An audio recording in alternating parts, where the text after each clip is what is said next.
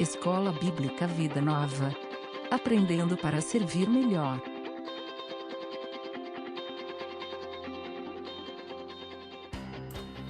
Happy quinta-feira para você, estudante. Curso de Teologia Básica, Panorama do Antigo Testamento, semana 5, a posse da Terra Prometida, e bora para a aula.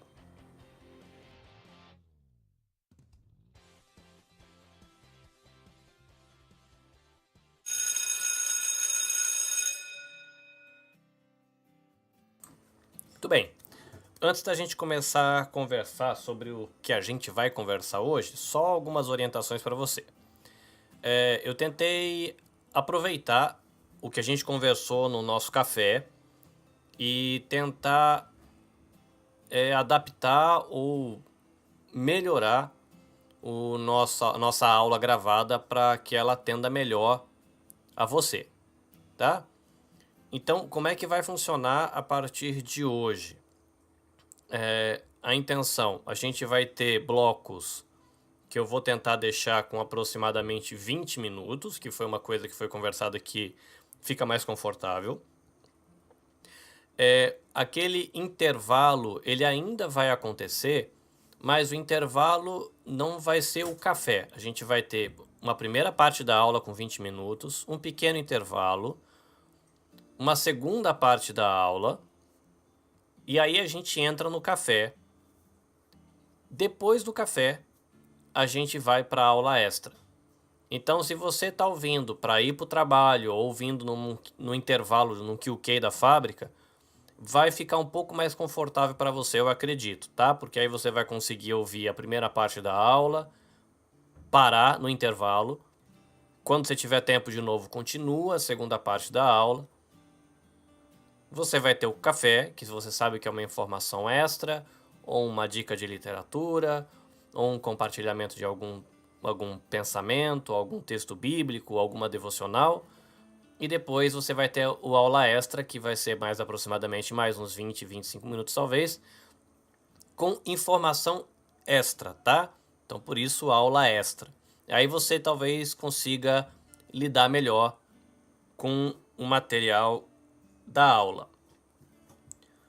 Muito bem.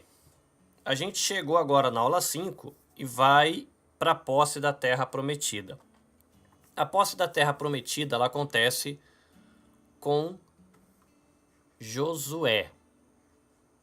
E isso é importante lembrar, para lembrar que Moisés ele vai até quase a chegada, mas ele não entra.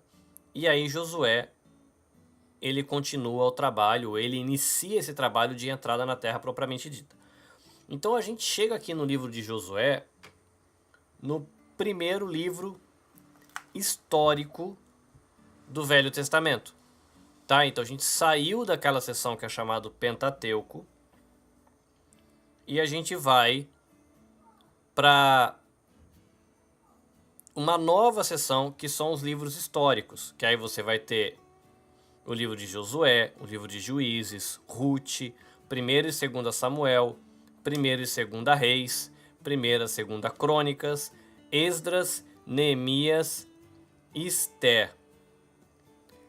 Lembrando, a gente já chegou a falar disso, mas que quando a gente pega antigamente na Bíblia, 1º e 2º Samuel era um livro só, Reis era um livro só, 1º e 2º Reis um único livro, 1ª e 2ª Crônicas um único livro e Esdras, Neemias um único livro também. Tá? Então a gente volta a citar aquela questão da Septuaginta. Então a Septuaginta ela entra mais uma vez no nosso bate-papo, tá? Então a Septuaginta ela é importante porque ela vai marcar um monte de coisa nessa questão bíblica, e uma das coisas que ela marca é a questão aí dessas divisões dos livros, uma alteração de nome e um monte de coisa. Uma curiosidade que aí é importante você saber. Então isso não é uma curiosidade importante, mas é uma citação interessante. Para o pessoal antigo, quando eles liam lá, os hebreus, eles liam esses livros históricos, Samuel, Reis, Josué, Juízes, eles estavam dentro de uma classificação que era chamado de profetas anteriores. A gente também conversou sobre isso quando a gente fez a introdução à Bíblia. Por que é importante você saber de que isso era citado como profetas anteriores? Porque você tem que lembrar de que o judeu, quando ele lê esses livros, ele não lê simplesmente como história, tá? Então, ele entende que são escritos proféticos, escritos em forma de narrativa, tá? Então, a gente tem escritos proféticos em forma de profecia, e a gente vai ter aí o que seriam escritos proféticos em forma de narrativa. Então, é interessante você saber isso, que é a maneira como um judeu, o povo do passado, né, encarava. Isso também vale para Jesus, vale para os apóstolos, tá? Então, quando eles estão lendo Josué, Juízes, Primeira Reis, eles estão lendo isso como profecia em forma de narrativa. E é muito importante também você saber e lembrar, caso você já saiba, de que os profetas anteriores, e principalmente Primeira e Segunda Reis, eles vão ter uma ligação e uma influência muito forte do livro de Deuteronômio.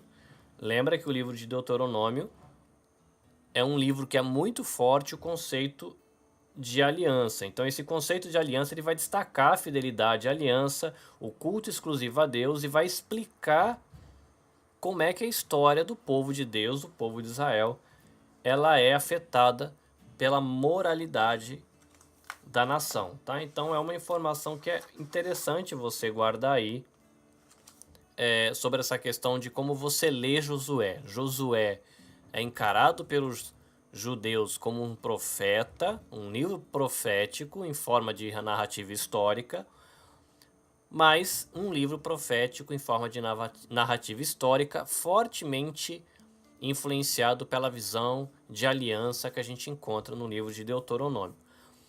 Alguns estudiosos, eles entendem que o livro de Josué ele seria melhor entendido como uma conclusão do Pentateuco e não exatamente como uma introdução à história do povo de Israel. Os estudiosos que vão por essa linha de pensamento, eles vão considerar que o Pentateuco seria o Pentateuco mais um, né? Penta de 5 e mais um. E esses estudiosos, eles citam essa coleção que aí, entendendo Josué como a conclusão do Pentateuco, eles trabalham com o conceito de hexateuco. Então, os 6 primeiros, né? Você tem toda a narrativa dos 5 primeiros que é concluída no Josué. Então você tem o hexateuco, e aí daí para frente você tem a história de Israel. Tá? Então essa é só uma questão de informação extra para você ficar sabendo, mas é importante para você. Uma outra coisa muito importante quando você vai ler livros históricos. O registro histórico, olha que palavra mal falada, né? O registro histórico de uma conduta no registro bíblico não implica diretamente na aprovação dessa conduta. Tá? Vamos falar isso de outro jeito. Porque uma coisa é citada numa narrativa histórica da Bíblia não quer dizer que Deus aprova aquilo. Como é que a gente diz isso teologicamente? A gente diz isso teologicamente dizendo que um texto que ele é descritivo, ele não é necessariamente normativo. Tá? Então, se você vê um texto citando um assassinato, citando um adultério, citando uma mentira, não é porque está na Bíblia que quer dizer que Deus aprova isso. Tá? Então, um texto que ele é descritivo, ele está descrevendo uma circunstância, uma situação ou um ato, não é necessariamente um texto normativo, estabelecendo uma norma para o povo de Deus seguir. Tá? Informação para você lidar, agora que você vai entrar em livros históricos. A gente vai caminhar bastante tempo aí nos livros históricos até a gente chegar nos livros proféticos que também contêm história. Uma outra informação que é interessante você levar em consideração quando a gente está lidando com livros de história. A gente tem que considerar de que o historiador, aquele que está registrando a história, ele faz seleções. Ou seja, nem tudo o que aconteceu é registrado. Ele registra algumas coisas e não registra outras.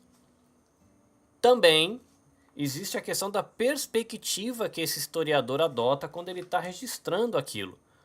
Tá? Então ele não é neutro, ele começa a registrar aquilo com uma certa perspectiva. E ele também tem propósito quando ele registra aqueles acontecimentos e deixa de registrar outros. Então, a gente tem que considerar que os historiadores da Bíblia, a gente pode colocar aí o historiador, a pessoa que escreveu o livro de Josué, a pessoa que escreveu o livro de Juízes, quem registrou 1º e 2º Reis. Esses historiadores, eles procuraram ministrar as necessidades das gerações para quem eles escreveram. Então, a gente não pode estar interessado só no que eles disseram, mas também a gente procura tentar saber por que eles disseram aquilo e por que eles disseram daquele jeito. Então não é só o que foi dito, mas qual é a ênfase também que foi usada quando aquilo foi dito, tá? Então aí você faz um estudo detalhado do livro, tentando entender um pensamento do autor, qual é a linha de pensamento que ele está desenvolvendo a partir de todo o livro, qual é o propósito daquele livro, o que estava acontecendo naquela época, aí você vai conseguir entender por que ele seleciona alguns acontecimentos, por que ele cita daquele jeito, e isso vai ficando melhor para você. Esse princípio, né, de seleção, perspectiva e propósito, ele não é exclusivo do conteúdo bíblico, tá? Então, a gente tem, por exemplo, os registros dos reis assírios, tá? Essa é uma citação do Manual Bíblico Vida Nova, então só para você não achar que eu sou um cara super conhecedor de tudo dos reis assírios, não é o caso, tá? Então, os registros dos reis assírios, eles eram resumos de eventos importantes de cada ano do governante em exercício, tá? Então a gente tem esses registros dos reis assírios, que eram resumos do que aconteceu ali naquele ano. Então, os escribas, né, os que registravam essas histórias, eles pressupunham a superioridade e o direito do Império Assírio. Então essa era a perspectiva do povo que registrava. Eles escreviam para glorificar o rei, então era o propósito dos textos que a gente tem deles, e eles não relatavam as dificuldades e as derrotas que foram sofridas por esse rei. Então é a questão da seletividade. Tá? Então a gente tem na Bíblia também esses princípios em ação quando a gente trabalha com os registros históricos, ok? Livro de Josué. O nome Josué, a gente tem esse nome aí como vindo da tradução grega e da tradução latina, né? A tradução grega Septuaginta e a tradução latina a Vulgata, provavelmente. O nome hebraico, que parece que é Yehoshua, ou Yehoshua, significa o Senhor é salvação, tá? Esse é o significado do nome Josué.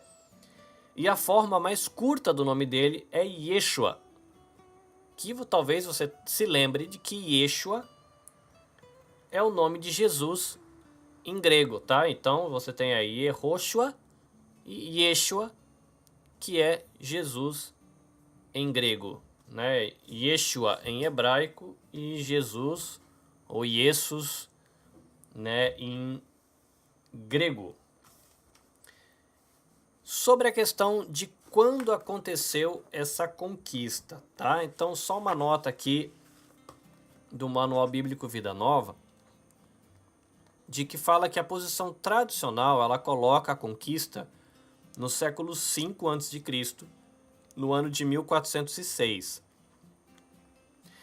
E eles baseiam essa data na construção do templo que aconteceu em 966 a.C., tá? Então, eles constroem, né, essa ideia desse cálculo aí partindo de 1 Reis 6:1, que coloca o Êxodo 480 anos antes do 4º ano do reinado de Salomão. Então eles calculam aí quando foi construído o templo, faz a conta ao contrário e chegam no ano de 1406. Porém, alguns outros estudiosos, eles colocam que essa conquista ela aconteceu, na verdade, no século 13 a.C., no ano de 1250.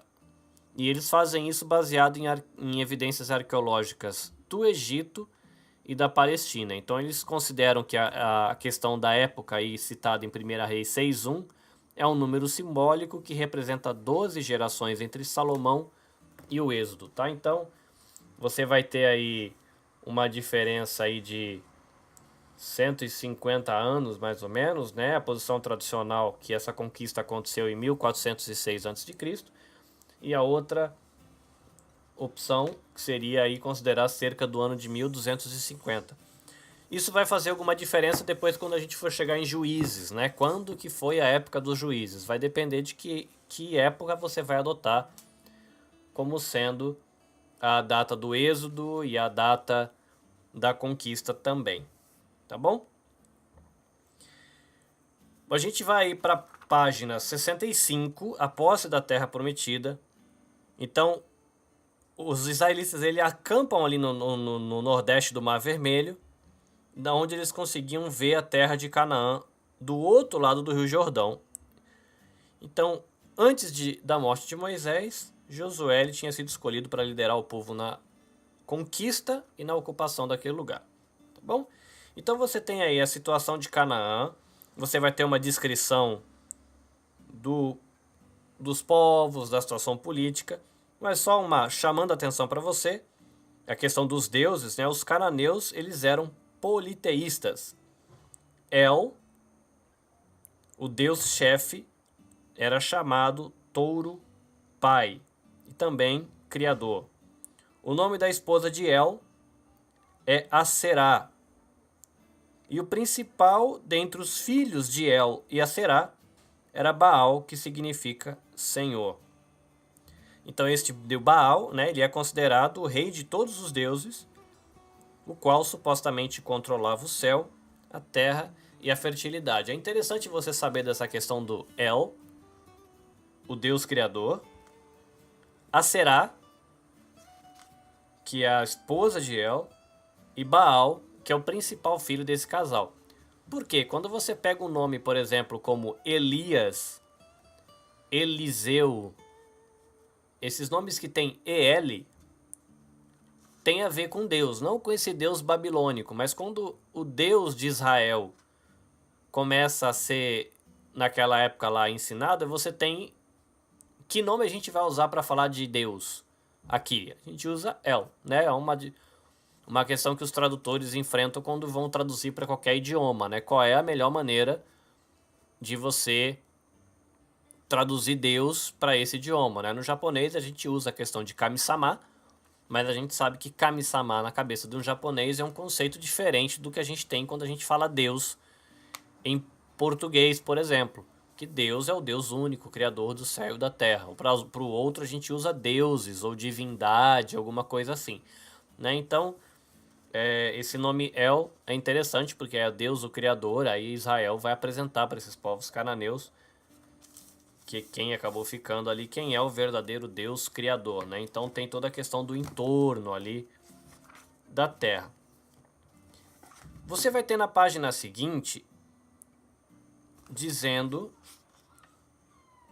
de que a imoralidade e a violência, a brutalidade era muito comum nos deuses cananeus e nas lendas que eles tinham, né, nos mitos. E isso se refletia também nas práticas religiosas desses povos, né? Então você tem ali uma maldade muito grande nos mitos, e isso se reflete na hora de você praticar sua religião. E é por isso que quando Josué entra na terra, ele tem ali a palavra do juízo divino, que é para chegar e exercer juízo ali E esse exercício de juízo muitas vezes entrava num lugar e trazia morte a tudo, né? Aos animais, às pessoas, a idosos, crianças, mães grávidas, tudo. Então, é interessante você saber que por causa desse tipo de coisa, né, de que o povo tinha autorização para entrar e matar tudo, tirar a vida de todos de uma cidade ou de uma região, existe toda uma discussão sobre a questão de ética e moral em cima desses textos, tá? Então, muitos que são críticos da palavra de Deus, eles dizem, ó, tá vendo? Como é que a gente pode acreditar num livro que fala umas bobagens dessa natureza? Mas só para você pegar aí a referência bíblica de como Deus encarou essa questão do castigo, né? E como é que citou isso, você tem aí a apostila cita e eu vou ler para você. Gênesis capítulo 5, a partir do versículo 12 até o 16. Diz assim: Ao pôr do sol, Abrão foi tomado de um sono profundo, e eis que vieram sobre ele trevas densas e apavorantes. Então o Senhor lhe disse: Saiba que os seus descendentes serão estrangeiros numa terra que não lhes pertencerá, onde também serão escravizados e oprimidos por 400 anos. Mas eu castigarei a nação a quem servirão como escravos, e depois de tudo sairão com muitos bens. Você, porém, irá em paz aos seus antepassados e será sepultado em boa velhice. Na quarta geração, os seus descendentes voltarão para cá, porque a maldade dos amorreus ainda não atingiu a medida completa. Tá? Então aqui Deus está falando com Abraão, falando do tempo que eles iam passar no Egito, falando da volta, mas falando que todo esse tempo também que tinha a ver com Deus tratando com esse povo que estava ali, os amorreus, porque a maldade deles ainda não tinha chegado nesse ponto, né? E aí quando a maldade alcança o ponto, que é a época que Josué chega lá com a palavra de juízo. Você tem também aí Levítico 18, 24 até 28. Deus dizendo para o povo em Levítico: Não se contaminem com nenhuma dessas coisas, porque assim se contaminaram as nações que vou expulsar da presença de vocês. Até a terra ficou contaminada e eu castiguei a sua iniquidade, e a terra vomitou os seus habitantes. Mas vocês obedecerão aos meus decretos e às minhas leis. Nem o natural da terra, nem o estrangeiro residente entre vocês farão nenhuma dessas abominações. Pois todas essas abominações foram praticadas pelos que habitaram essa terra antes de vocês. Por isso a terra ficou contaminada. E se vocês contaminarem a terra, ela os vomitará, como vomitou os povos que ali estavam antes de vocês. E você vai ver depois que o povo vai se estabelecer na terra, vem os reis, e realmente eles partem para a idolatria de Aserá, do poste ídolo, do Baal, e Deus manda outras nações ali trazerem juízo e levem eles embora dali, matam, né? Então a gente vê isso acontecendo. Tá? Em Deuteronômio, que tem a ver com a aliança de Deus com esse povo, capítulo 20, versículo 17 e 18 diz assim: Conforme a ordem do Senhor, o seu Deus, destruam totalmente os hititas, os amorreus, os cananeus, os ferezeus, os heveus e os jebuseus. Senão, eles os ensinarão a praticar todas as coisas repugnantes que fazem quando adoram seus deuses, e vocês pecarão contra o Senhor, o seu Deus. Né? E foi realmente o que aconteceu, né? Daquela bagunça. E a gente sabe o que aconteceu porque a gente estudou os profetas ali. E a gente vai voltar com isso na nossa apostila aqui também. Tá? Então é importante você saber disso.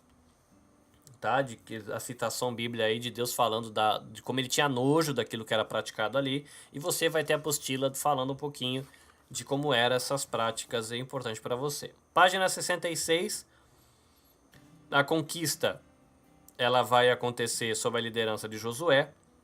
Então aqui vai citar como é que Josué foi preparado. Ele foi um general importante, ele teve experiência na batalha, ele andou com Moisés, ele foi treinado por Moisés, ele viajou no deserto, viu os milagres de Deus. Era um cara que, diferente do povo que caminhou 40 anos no deserto por ver milagre e não confiar em Deus, Josué viu e confiou, tá?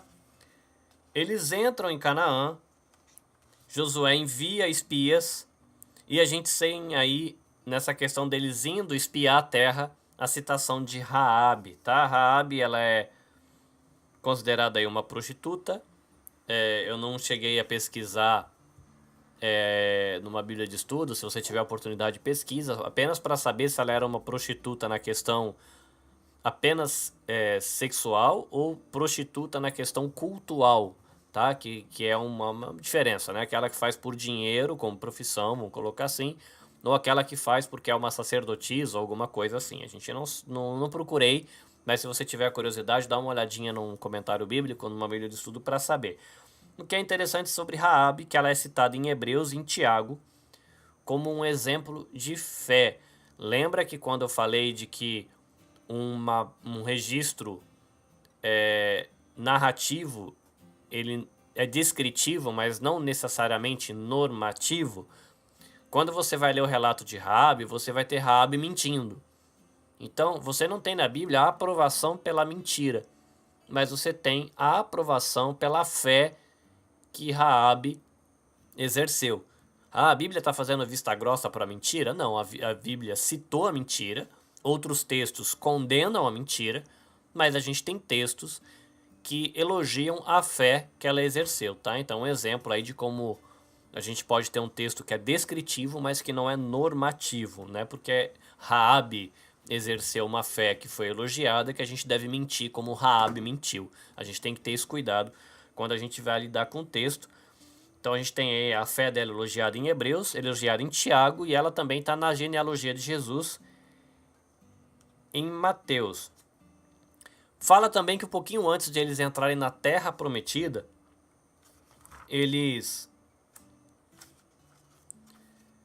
pegaram e fizeram dois memoriais. Eles juntaram 12 pedras e deixaram ali como se fosse um monumento, lembrando do que Deus tinha feito, né? Fica um pensamento pra gente, se a gente guarda na nossa memória, ou um escrito, ou um cartão, uma foto, sei lá, alguma coisa de coisas que Deus fez por nós, para a gente poder fazer aquilo que a Bíblia diz, né? Trazer para a memória aquilo que nos traz esperança, uma situação de lamentações, se eu não tiver errado. Aí a gente tem as campanhas de Josué. Josué liderando aí o ataque e a entrada lá dentro em si. Pelo que eu li e eu vi em mapas, né, eu fui procurar na minha Bíblia NVI e eu descobri que a minha Bíblia NVI não tem a seção de mapa. Então, se você tiver a seção de mapas na sua Bíblia, provavelmente vai ter os mapas da viagem do povo pelo deserto e talvez o mapa de como foi o ataque aí do povo de Israel na hora que ele foi invadir a terra. Então você vai ter Josué, ele invade o meio, ele quebra aquele povo em dois, então ele conquista o meio, quebra o povo em dois, enfraquece, depois ele faz um ataque para um lado, um ataque para o outro, e eles se estabelecem na terra. Apesar de que, com o tempo, a gente vai ver que o povo ele não destrói todos da terra, e isso acaba gerando um pouco de problema para eles. Tá? A gente vai ter aí, nesse período deles conquistando, invadindo a terra, fazendo guerras, a citação daquela questão do dia longo, né, de que fala que teve uma batalha e o dia foi mais longo e depois Israel lá venceu a batalha. Então, você pode tentar fazer uma pesquisa numa Bíblia de estudo ou por curiosidade ver qual é a crítica que se faz em relação a essa citação de que teve um dia mais longo e como é que a gente explica um dia mais longo, porque será que a Terra parou de girar, será que o céu girou diferente, o que Deus fez, né? São perguntas genuínas e que a gente pode fazer sem estar preocupado em ofender Deus, a gente está querendo entender o que aconteceu. Então você pode fazer uma pesquisa de gente que é cristã, sadia, equilibrada e que vai tentar explicar como é que isso pode ter acontecido. E por curiosidade também, ler também as críticas, aqueles que dizem que não aconteceu, que é tudo uma grande bobagem, que crente é tudo doido e que isso aí é uma grande mentira. Então vale a pena a gente olhar os dois lados, um para a gente fortalecer a fé e outro para saber qual é a crítica que se faz.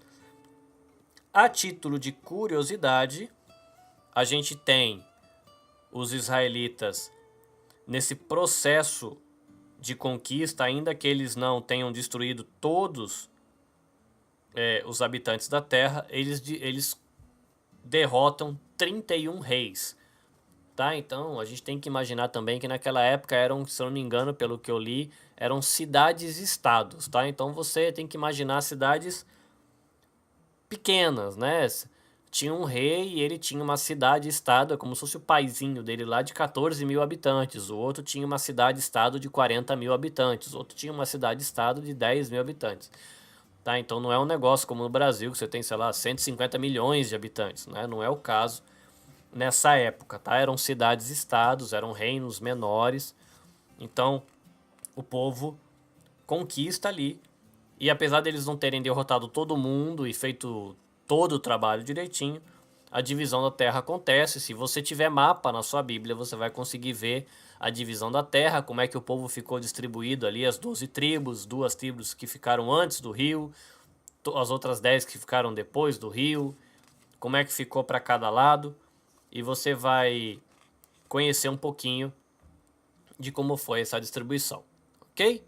Então a gente vai dar alguns segundinhos de intervalo para você tomar uma água e a gente volta para a segunda parte da aula daqui a pouquinho.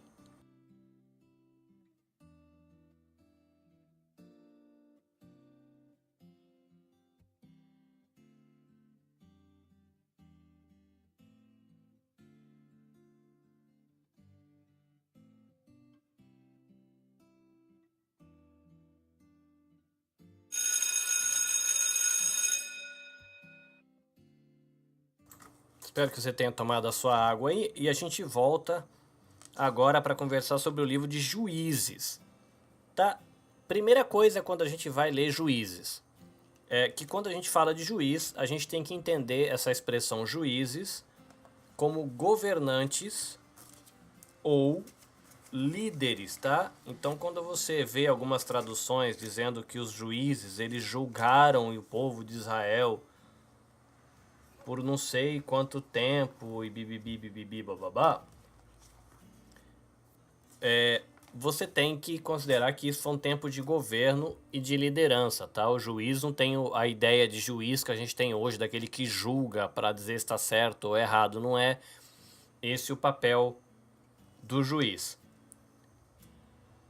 O início ou o período dos juízes, você vai ver na apostila aí na página 69 que ela vai dizer que é bastante difícil estabelecer qual foi a cronologia exata da época, mas sabe-se que deve ser mais ou menos aí uns 200, 300 anos que Israel ficou sob a liderança dos juízes, tá?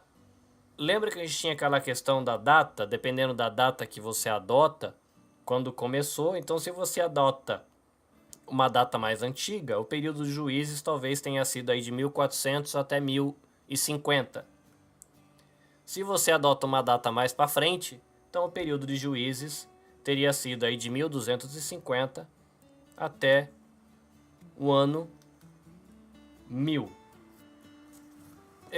Duas considerações, e aí com citação bíblica aqui, sobre o livro de Juízes. Lembra que o povo entrou na terra, a gente leu aqueles textos na primeira parte da aula dizendo que Deus achava nojento a prática religiosa e a conduta dos cananeus, dos amorreus, dos jebuseus, aquele povo todo, e que era para eles não se misturarem e não seguirem o costume deles, porque eles iam se contaminar e depois eles iam ser vomitados da terra e iam ter problema com isso. Então dá uma olhada aí na sua Bíblia, Juízes capítulo 2, versículo 8, diz assim: Josué, filho de Num, servo do Senhor, morreu com a idade de 110 anos. Ele foi sepultado na terra de sua herança, e Timnat-Heres, nos montes de Efraim, ao norte do monte Gaás. Depois que toda aquela geração foi reunida aos seus antepassados, surgiu uma nova geração que não conhecia o Senhor e o que ele havia feito por Israel. E então os israelitas fizeram o que o Senhor reprova e prestaram culto aos Baalins, né? As estátuas de Baal, o filho de El, com Aserá. Abandonaram o Senhor, o Deus dos seus antepassados, que os havia tirado do Egito, e seguiram e adoraram vários deuses dos povos ao seu redor, provocando a ira do Senhor. Abandonaram o Senhor e prestaram culto a Baal e a Astarote, tá? Que a gente citou aí um pouquinho antes aí na nossa história, tá? Então você vê que a coisa complica nessa época. Também, na época de Juízes, você vai ter algumas narrativas de algumas coisas meio estranhas que alguns juízes, algumas pessoas fizeram. E vale a pena citar Juízes capítulo 21, versículo 25. Naquela época, não havia rei em Israel, e cada um fazia o que lhe parecia certo, tá? Essa é uma nota muito importante, porque aí você fica assim, nossa, eu vi um negócio aqui no livro de Juízes e o cara fez um negócio muito esquisito. Será que Deus aprovou isso aqui? Não necessariamente. Um texto descritivo, ele não é necessariamente normativo, tá? Então, lembrando aqui, ó, capítulo 21, versículo 25, uma chave para você entender o livro de Juízes, né? Naquela época não havia rei em Israel e cada um fazia o que lhe parecia certo. Como uma nota aqui que a gente tem sobre o livro de Juízes no Manual Bíblica Vida Nova, ele diz que o livro de Juízes ele ilustra o tipo de decadência moral que ocorria quando havia aí a ausência de uma liderança piedosa, né? O declínio da condição espiritual dos próprios juízes, como cada ciclo descreve o juiz de sua época, tá? O juiz de sua época. Você tem aí o Sansão, que é o último juiz do livro, e é uma personificação da imoralidade do período, né? Você vendo a livra de Sansão ali com cuidado, você vê que ele faz um bocado de bobagem e não é legal. Quando a gente falou sobre arqueologia, uma das estatuazinhas que aquele arqueólogo brasileiro tinha nas mãos era uma estátua de Baal, tá? Que ele é uma estátua de um bichinho magrela e feinho, mas ele parece um homem com um chapéu esquisito na cabeça, tipo um chapéu de cozinheiro, bem magrelinha. Esse é o Baal, tá? Então a gente tem dentro do livro de Juízes algo que é chamado de ciclo. E a gente isso vai ser citado aí na página 69, quase no finalzinho, dizendo desses ciclos, tá? E esses ciclos, eles têm uma certa característica, né? Você vê esses ciclos se repetindo no livro, tá? Aqui a apostila chama isso de ciclos político-religiosos. Então você tem pecado, por conta do pecado você tem sofrimento, depois no período de sofrimento você tem uma súplica a Deus, arrependimento, e aí Deus entra com salvação, levantando um juiz, alguém capacitado por ele, para ser um libertador contra as nações opressoras. E aí Deus, ele traz libertação por meio desses juízes. Então você tem, primeiro, né, a questão aí de que depois que Josué morreu, vem uma geração que não conhece a Deus. Aí fica uma pergunta, porque quando a gente vai ler lá a lei de Moisés, Deuteronômio, fala muito de que o pai deve ensinar para o filho aquilo que ele aprendeu, uma geração dizer para outra, e até a questão, né? Você tem, por exemplo, Deuteronômio falando dessa aliança com Deus, Levítico falando da santidade que você tem que ter para com esse Deus, estabelecendo as festas que vão lembrar do seu relacionamento com Deus. E é engraçado porque esse povo ele praticava as festas, celebrava os holocaustos, os sacrifícios, os rituais, e ainda assim fala que tem uma geração que não conhecia a Deus, né? Provavelmente algum problema aconteceu aí no caminho. E se aconteceu com o povo de Deus tão pouco tempo depois deles terem recebido a palavra, a gente tem que se perguntar e pensar se a gente não pode cometer o mesmo erro também dentro das nossas próprias casas, né? De a geração seguinte. A gente vive muita coisa com Deus e o perigo aí da geração seguinte, os nossos filhos, talvez os nossos sobrinhos, os nossos netos, não fazerem ideia quem é Deus. Tá? Então é um pensamento pra gente. E também a gente vê, né, que tem os ciclos, né, dentro do livro de Juízes. Você tem pecado, sofrimento, súplica e salvação. Só que não é assim, acontece uma vez, é cíclico, acontece uma, depois acontece de novo, acontece outra vez, acontece de novo, acontece outra vez. Esse retorno do povo para a idolatria, para Aserá, para Baal, para Astarote. Você vê que é um povo com memória curta, né? E parece que tem um texto aqui, Juízes 2:19, deixa eu dar uma olhadinha, o que tem em 2:19. Juízes 2:19, mas quando o juiz morria, o povo voltava a caminhos ainda piores que os caminhos dos seus antepassados, seguindo outros deuses, prestando-lhes culto e adorando-os. Recusavam-se a abandonar suas práticas e seu caminho obstinado, tá? Então é bem triste, né? Você vê não só o erro se repetindo, mas a cada geração o erro se repetindo de maneira mais feia, tá? É uma curiosidade aí é de que você tem aí agora aí na página 70, falando dos juízes, né? Qual juiz trabalhou com que terra? Então você tem aí a questão da Mesopotâmia, o juiz Otiniel, você tem em Meabe, você tem o juiz Eude. Quando foi problema com a Filístia, você teve um juiz chamado Sangá. Canaã, você teve Débora e Baraque. Midian, você teve Gideão, que também é chamado de Jerubaal. Com Abimeleque, você teve Tola e Jair. Amon, você teve o juiz chamado Jefté. Ibzan, Elon e Abidom. E para a Filístia, Sansão. E aí, deixa eu só confirmar, a gente chega no final do livro de Juízes. E aí depois você vai ter Samuel.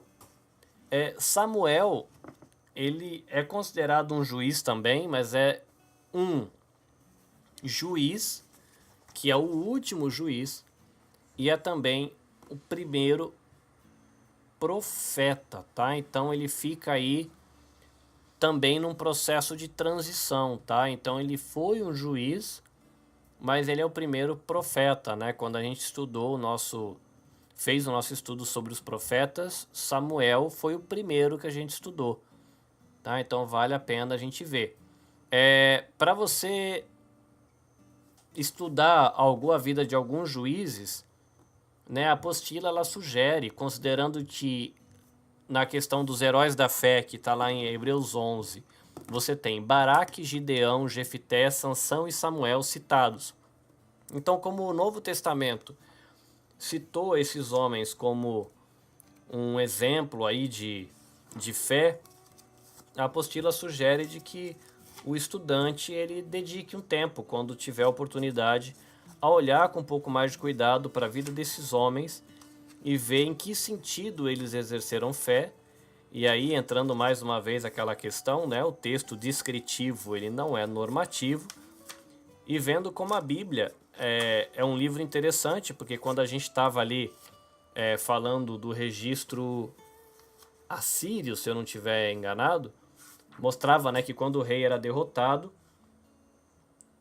assírio, deixa eu ver aqui, por exemplo, dos reis assírios. No caso dos reis assírios, quando o rei era derrotado, acontecia alguma bobagem, alguma coisa dava errado, eles não registravam. Só registrava coisa boa. Mas é interessante que a Bíblia ela não trata desse jeito as coisas. Então você consegue pegar aí a Bíblia, olhar a vida e o exemplo de homens como Sansão, Jefté, esses homens, e olhar os acertos dele, aquilo que a Bíblia está provando da conduta deles, mas também aprender com os erros desses caras e dessas mulheres também, vendo o que elas fizeram que não foi legal, tá? E aí a gente vai dar mais um passo ainda e a gente chega no livro de Ruth. O que é interessante no livro de Ruth? Aqui, mais uma vez, o Manual Bíblica Vida Nova.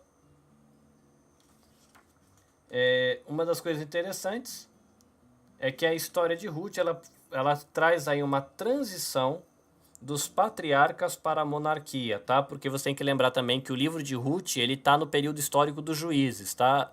É um registro separado, mas acontece nesse meio. Aí você tem no final do livro de Ruth uma genealogia, né? Aquele que é pai de um, que é pai do outro, que é pai do outro, que é pai do outro, que é pai do outro, que vai conduzir você da história dos juízes até a história de reis, tá? Uma outra coisa curiosa é de que eu vi aqui de que no Oriente Médio os grãos ainda hoje eles são debulhados da mesma maneira ou de uma maneira muito parecida com o que era debulhado na época aí dos registros do livro de Ruth. Então eu sei que a Yuko ela fez uma viagem para aquela região. Talvez mais alguém tenha a oportunidade de fazer uma viagem para lá um dia. E tem aí essa questão de que você pode ver isso. E acaba sendo uma curiosidade, né, cultural aí, de que você vai ver e fala assim, olha, na época bíblica também não era muito diferente. É interessante na questão do livro de Ruth, de como Deus ele também atua com sua sabedonia, às vezes de maneira meio que imperceptível, dirigindo as coisas na história. Também tem o livro de Ruth, ele tem duas ênfases legais, né, que é a questão da benevolência e a questão do resgatador, né, aquele que é bondoso e aquele que resgata. Você tem ao mesmo tempo lá por exemplo, aquele que virou marido de Ruth, né, um cara benevolente e foi um resgatador para ela, mas também o próprio Deus agindo em favor do seu povo como alguém que é benevolente e resgatador. Você tem aí os últimos 5 capítulos do livro de Juízes, uma citação aí da página 70, e os 4 capítulos do livro de Ruth, né? Então fala aí que registra a bênção e adversidades de vários grupos de famílias, e ele traz um esbocinho aí dessas dificuldades. Então não tem muito detalhe histórico nesses capítulos aí, do 17 até o 21 de Juízes e o capítulo 4. E aí, então, como não tem muito detalhe histórico, não dá para saber exatamente quando aconteceu o que está aí dos capítulos 17 a 21 de Juízes e a história de Ruth. A gente sabe que aconteceu no período de Juízes, né? Então a gente não consegue colocar como eles contam a história, mas não traz detalhes históricos, tipo muito do que rei que era, em que época, em que ano, ou qualquer coisa assim. Então são informações que a gente não tem, e por conta disso fica bem complicado da gente datar a questão desses capítulos e também do livro de Ruth, ok? Eu espero que essa aula tenha um bom rendimento para você, que a tentativa de fazer uma divisão da aula aí ajude você a dividir a aula em bloquinhos e fique mais tranquilo para você estudar. E agora sim, de verdade, você vai poder ter o prazer de pegar o seu biscoito, pegar o seu cafezinho, porque agora sim a gente vai pro nosso café. Cough break. Cough break.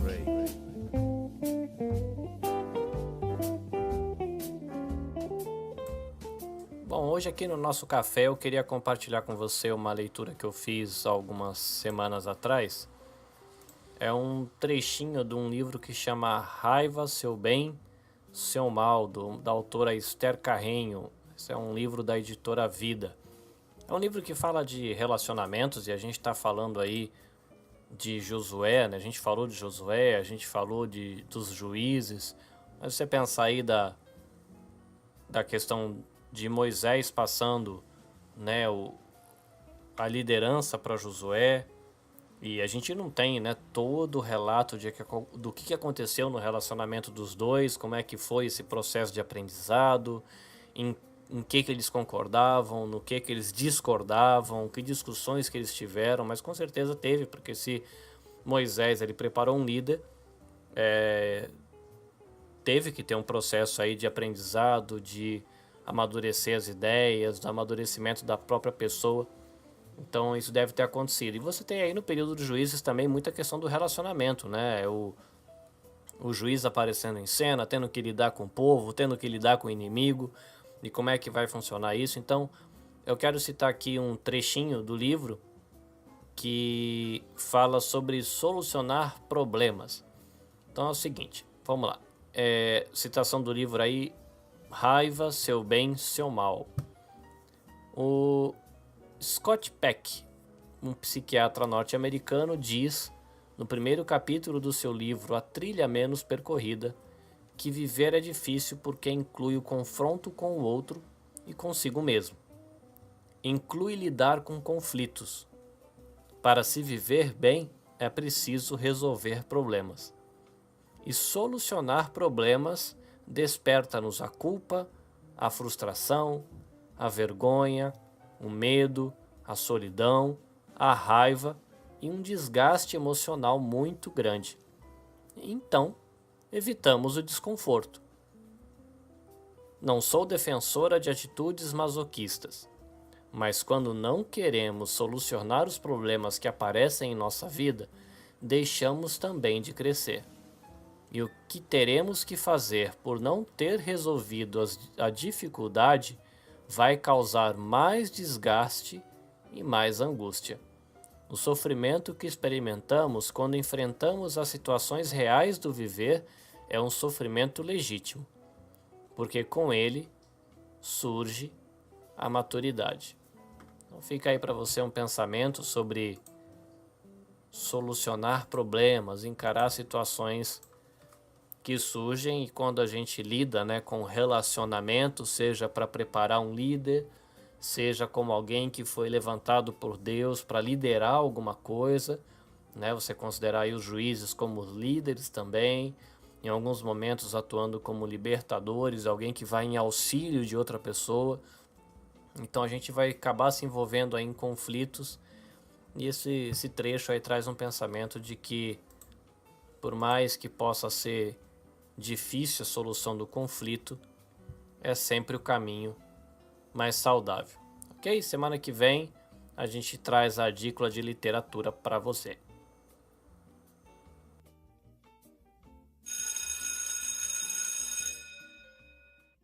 Atenção, atenção, classe. Começa agora a aula extra. Muito bem, você acaba de entrar na aula extra e a gente chega aqui no nosso panorama bíblico do Antigo Testamento, no livro de Levítico, ok?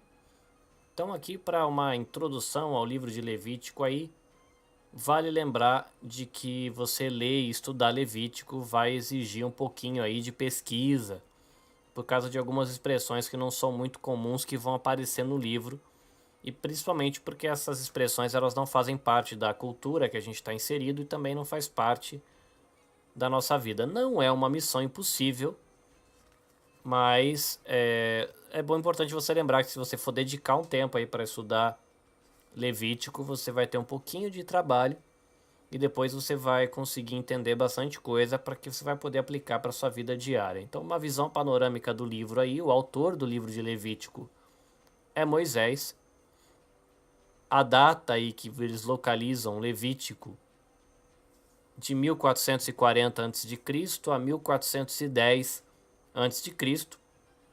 quando, ou melhor, né, onde, né, o local em que esse livro foi escrito foi na viagem pelo deserto, tinha como alvo o povo de Israel, e o versículo-chave de Levítico é capítulo 11, versículo 45, tá? Levítico capítulo 11, versículo 45 diz assim: Eu sou o Senhor que os tirou da terra do Egito para ser o seu Deus, e por isso sejam santos, porque eu sou santo. Tá um versículo chave aí, tá? E uma palavra-chave para o livro de Levítico, você tem aí a questão da santidade. Então, se você dividir aí um livro num esboço, você tem a primeira parte do livro, aí 10 capítulos, tratando dos sacrifícios, tá? Então, você aí tendo a ideia de salvação através dos sacrifícios. E depois dos capítulos 11 ao 27, você vai ter a questão da lei, que isso trata aí de santificação. Ok? Então o sacrifício lembra a gente de salvação e a lei em Levítico lembra a gente de santificação. Então já fica fácil para a gente fazer um link aí com a nossa vida, tá? Então se você pegar o livro de Levítico e colocar numa frase, então o Senhor provia os sacrifícios para dar ao homem a oportunidade de ter comunhão com ele e as festas para que essa comunhão fosse mantida e celebrada. Olha que legal, né? Então os sacrifícios aí era uma oportunidade do povo ter comunhão com Deus, e as festas é para você manter essa comunhão e celebrar essa comunhão que você tem com Deus. Bom, o livro de Levítico ele descreve muito aí como é que os sacerdotes deveriam se comportar e conduzir a vida espiritual do povo. Então começa aí tratando dos sacrifícios, né? O livro começa tratando dos sacrifícios, depois vai com os sacerdotes. Isso não é por acaso, porque você tem que lembrar de que como o sacrifício tem a ver com salvação, perdão de pecados, se não tivesse isso, não ia ter nenhum jeito do povo se aproximar com Deus, tá? Um destaque aí do livro de Levítico é de que o livro de Hebreus no Novo Testamento ele é um par do livro de Levítico.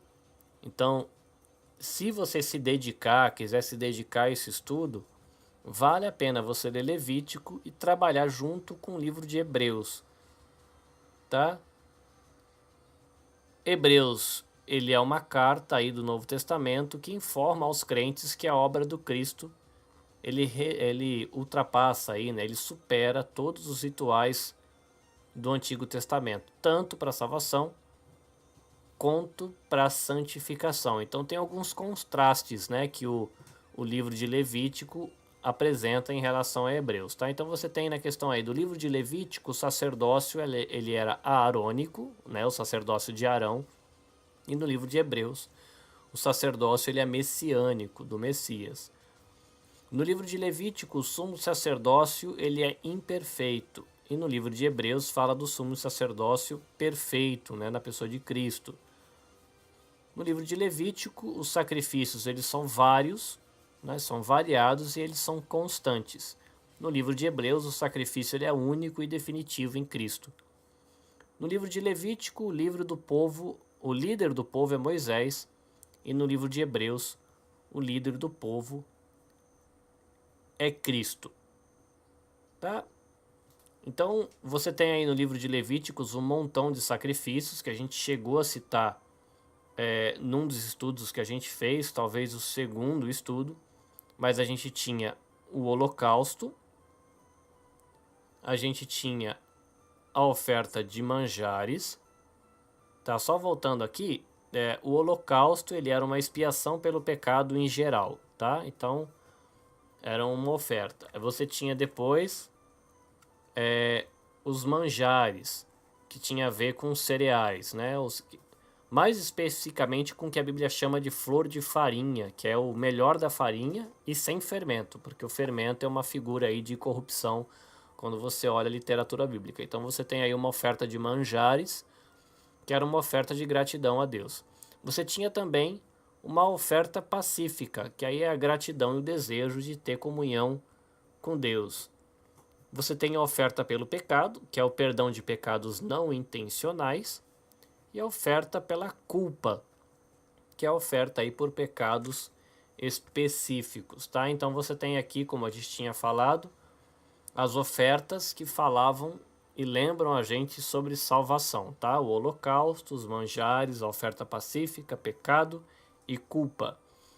E você tem aí as festas bíblicas, tá? Então você tem a festa do sábado, você tem a Páscoa, você tem as primícias, você tem as semanas, a festa das trombetas, expiação e a festa dos tabernáculos. Então a Páscoa, ela comemorava a libertação do povo de Israel e era um jantar que lembrava Israel como o Senhor agiu na libertação do seu povo. Você tinha também depois a festa de Pentecostes, que era uma festa de dedicação da colheita a Deus, né? Então o sacerdote ele apresentava a Deus o molho da colheita do ofertante, né? O molho seria tipo um massinho da colheita como oferta a Deus. Você tinha o dia da expiação, que oferecia sacrifício para receber aí o perdão que dava vida, e era uma oferta queimada pelo pecado, que era oferecida ao Senhor. A festa dos tabernáculos, ela lembrava o povo do tempo de peregrinação no deserto, e o povo morava em cabanas por 7 dias para lembrar o tempo que habitavam em cabanas no deserto. Tá aí a gente fazendo um link com a aula que a gente teve agora. É curioso que com festas desse tipo e com todos esses tipos de oferta acontecendo, como é que surge uma geração que não conhecia a Deus, né? Porque onde é que foi que o povo perdeu o fio da meada aqui, né? Onde eles se perderam e deixou tudo isso começou a ser uma celebração vazia. Bom, uma pergunta para você. Você sabe qual que é a diferença entre levita e sacerdote? Bom, todo sacerdote ele é levita, mas nem todo levita ele é sacerdote. Bom, a tribo de Levi era a única dentre as 12 tribos de Israel que era consagrada a Deus em lugar dos primogênitos que tinha tomado no Egito, tá? Então, você tinha aí a tribo de Levi separada. Essa tribo, ela tinha o sustento dela por meio das ofertas e dos dízimos oferecidos a Deus por Israel, e além de 48 cidades espalhadas no meio das tribos. Quanto ao serviço, aí você tinha dentro da tribo de Levi a família de Arão, que eram sacerdotes. E aí as outras famílias de levitas, eles eram vigias do templo, eles eram mestres, eles eram escribas, né, escritores, copistas, eles eram músicos, eles eram oficiais e eram juízes. Todos os levitas, tinham sido separados por Deus para o serviço no tabernáculo e posteriormente foi esse pessoal que foi usado no serviço no templo. Então é curioso, porque você ouve hoje muita gente falando que por ser músico é levita, tá? E é esquisito, né? Porque na verdade, se eu não me engano, os músicos nos levitas era a família de Coate. Então você tem a família de Arão como sacerdotes e a família que cuidava da música era a família de Coate. Então, um músico, se fosse para ser bem chato assim, seria um levita coatita, né? Parece um nome de bicho, né? Mas enfim, só por curiosidade, né? Porque quando os músicos falam não, porque nós somos levitas, é uma informação meio fora do contexto, não é muito legal. Uma curiosidade aí no livro de Levítico é que o nome do livro em hebraico é "E ele chamou", que é a frase aí que está logo no início do livro. E é importante porque Deus chama Moisés para fora do acampamento e dá instruções para eles ali sobre a vida do povo, que vai estar caminhando no deserto e futuramente na terra prometida, tá? Então você tem aí o número de Levítico, porque tem a ver com os levitas, né, na nossa Bíblia, mas o título em hebraico aí é "E ele chamou", né? E Deus chamou Moisés para dar instruções. Uma outra curiosidade é que ele é o livro central do Pentateuco. Você tem Gênesis e Êxodo, que tratam da ruína da humanidade e do plano redentor de Deus, e depois você tem Números e Deuteronômio, que preparam o povo para a conquista. E Levítico ele fica aí no meio, né? E ele vai tratar sobre adoração e comunhão, com o propósito de que a redenção ela seja vista com uma maior clareza e a conquista efetuada aí dentro da vontade de Deus, né? É importante esse povo que foi salvo nessa história que foi contada de Gênesis e Êxodo, eles precisam saber de que eles precisam ter adoração e comunhão com Deus no processo de conquista, que é o que a gente vai ver depois aí, as orientações entre Números e Deuteronômio, que conclui em Josué, para aqueles que entendem aí que tem o hexateuco. Você vai ter bastante coisa com ênfase no número 7 no livro de Levítico, você vai acabar percebendo na leitura que fala do 7º dia, que é o sábado. Você vai ter o 7º ano, que é chamado de ano sabático. Você vai ter o ano de jubileu, que você vai ter 7 semanas de anos, que é 7 vezes 7 anos, então que são 49 anos, e depois desses 49 anos, o 50º, que eu acho que chama, que é o ano 50, né? Ele vai ser o ano do jubileu. Você vai ter a festa de Pentecostes, que é 7 semanas após a Páscoa. Você vai ter no 7º mês do ano dos hebreus a festa das trombetas, a festa dos tabernáculos e a expiação, tudo no 7º mês. A festa do Pentecoste durava 7 dias. A festa da Páscoa também durava 7 dias. Doutrinas aí que a gente aprende aí com o livro de Levítico. Deus é santo, que a doutrina da santidade de Deus não é uma doutrina de uma santidade teórica, mas é uma santidade bem prática, né? O fato de que Deus é santo é uma razão muito forte e suficiente para que o povo busque santidade, e é baseado nesse conceito que, por exemplo, Pedro, né, ele convoca a igreja aí e os crentes a buscar santidade, né, baseado no conceito de santidade aí exposto em Levítico. Santidade é indispensável. No reino de Deus, a santidade ela não é uma opção, ela é uma necessidade. Só para você ter uma ideia de como Levítico dá importância para esse assunto, a palavra santo ela vai aparecer 389 vezes no livro. Tá? Então os sacrifícios eles foram a maneira oferecida por Deus para que o homem tivesse acesso a ele. E no Novo Testamento é Cristo, que é o sacrifício definitivo, que livra a gente aí da condenação do pecado e nos dá a oportunidade de ser santos. E aí o Hebreus, né, ele coloca a santidade como um dos requisitos para agradar ao Senhor. Uma outra doutrina que o livro de Levítico traz para a gente é a questão da morte substitutiva.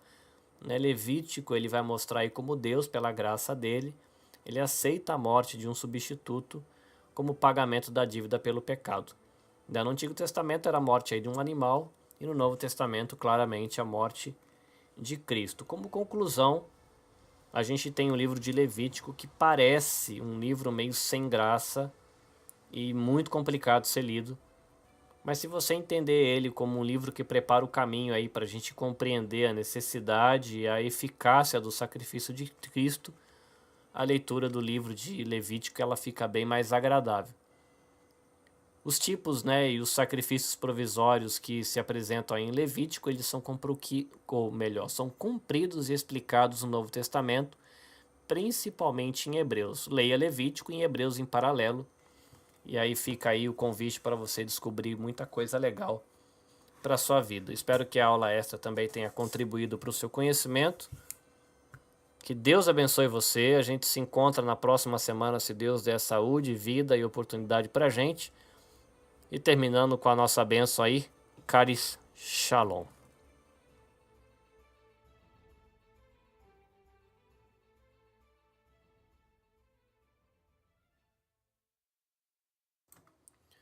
Muito bem, começamos a nossa aula e antes da gente começar a tratar dos assuntos que a gente vai tratar hoje, eu quero só dar algumas orientações para você.